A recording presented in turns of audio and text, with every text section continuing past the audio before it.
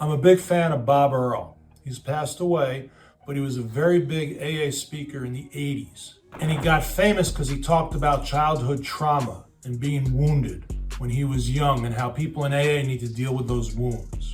Bob had a career in Hollywood.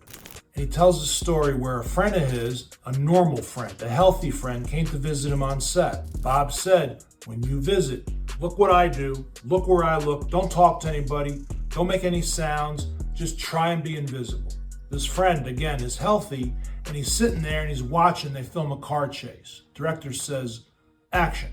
Boom, boom, boom, explosions, this, that. He turns to Bob Earl, he goes, that was amazing, how did they do that? Bob's like, I don't know. The guy walks up to the director. Bob's like, no, don't bother the director. This friend who's healthy walks up to the director and says, excuse me, how do you do that? Director says, oh, well, we have this tripwire here. Once the car goes there, boom, this explosion, and this camera is, and he starts explaining everything about how to film a car chase.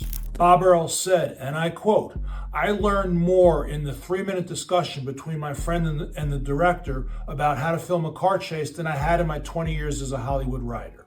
Then they go to the lunch, they take a break, they go to the commissary, and this guy sees a table filled with Alan Alda and all the stars from MASH. And he goes, oh, it's my favorite show. And Bob Earl says, do not bother them. No one talks to them.